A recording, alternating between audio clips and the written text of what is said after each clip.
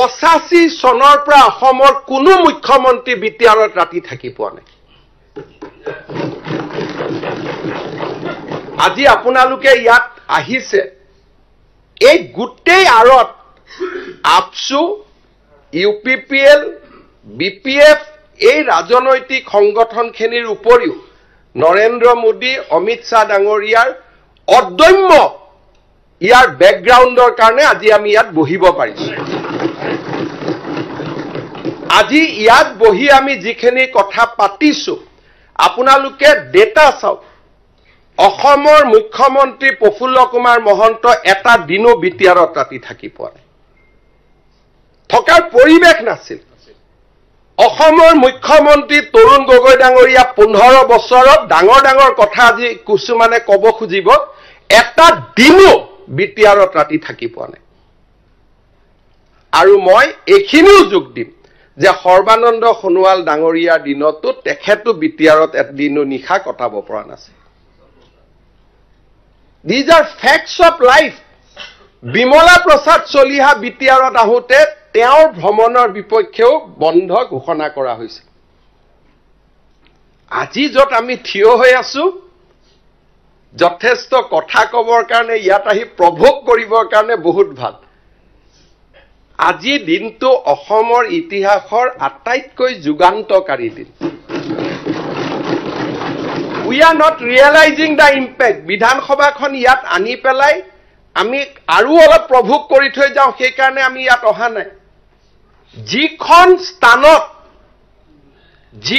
স্থানৰ পৰা এদিন অসমক বিভাজন কৰাৰ বাবে প্ৰচণ্ড আন্দোলন হৈছিল শ হাজাৰ মানুহে প্ৰাণ বলিদান দিছিল সেই স্থানত আজি অসমৰ একতাৰ প্ৰতীক অসম বিধানসভা ইয়াত আহি মিলিত হৈছে Today is the truly a historical day আৰু এই কামখিনি কৰিবৰ কাৰণে বড়ো নেতৃত্বই কিমান ৰাইজক বুজাবলগীয়া হৈছে কিমান কম্প্ৰমাইজ কৰিবলগীয়া হৈছে আজি আপসু বড়ো সাহিত্য সভা এনডিএফবি ইউপিপিএল বিপিএল এই সমস্ত পলিটিক্যাল ক্লাছটোক আমি যিমান শুভেচ্ছা নিদিও যিমান ধন্যবাদ নিদিও তাতকৈ কম বুলি কলেও ভুল কৰা নহয় ইয়াত আহি বহি অসম বিধানসভা কোকৰাঝাৰৰ বিটিআৰ ভৱনত আহি অসম বিধানসভা কৰা it was not a easy issue কোনেও কৰিব পৰা নাই কোনো অসমৰ মুখ্যমন্ত্ৰীয়ে বড়োলেণ্ডত এখন ৰাজনৈতিক সভা কৰি পোৱা নাই কোকৰাঝাৰত কোনেও পোৱা নাই ৰোড শ্ব' কৰি পোৱা নাই অসমৰ কোনো মুখ্যমন্ত্ৰীয়ে ইয়াৰ কলেজৰ বিদায় সভা নৱগাত সভা এখনতো আহি পোৱা নাই শিক্ষা মন্ত্ৰীও কোনো আহি পোৱা নাই সাইকোলজিক্যালি এই মানুহখিনি আমাৰ পৰা আতৰি গৈ আছিল তেওঁলোকেও জানে ৰাজ্য এখন কোনে বিচাৰে কোনে নিবিচাৰে তাৰ আগত আৰ্থিক অৱস্থা লুকাই থাকে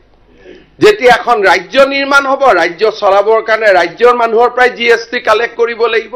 ৰাজ্যৰ মানুহৰ পৰাই ট্যাক্স কালেক্ট কৰিব লাগিব সো ৰাজ্য এখন কিমান ফিজিবল হি কিমান আৰ্থিকভাৱে হি কিমান কৰিব পাৰি এই গুটেইখিনি কথা প্ৰথমতে বিপিএফ পিছত ইউপিপিএল লগত বড়ো সাহিত্য বা আপসু they have come to a reasonable conclusion যে আমাক আত্মনিয়ন্ত্ৰণৰ অধিকাৰ লাগে আমাক হুকিয়া ৰাজ্য নালাগে এই কথাখিনি কৰিবৰ কাৰণে এই মানুহখিনিয়ে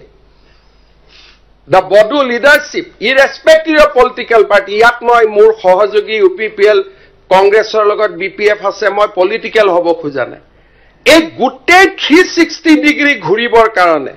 আজিৰ প্ৰজন্মৰ বড়ো নেতৃত্বই যিমান ত্যাগ আৰু কষ্ট কৰিছে তাক আমি ভূয়সী প্ৰশংসা কৰাৰ সময়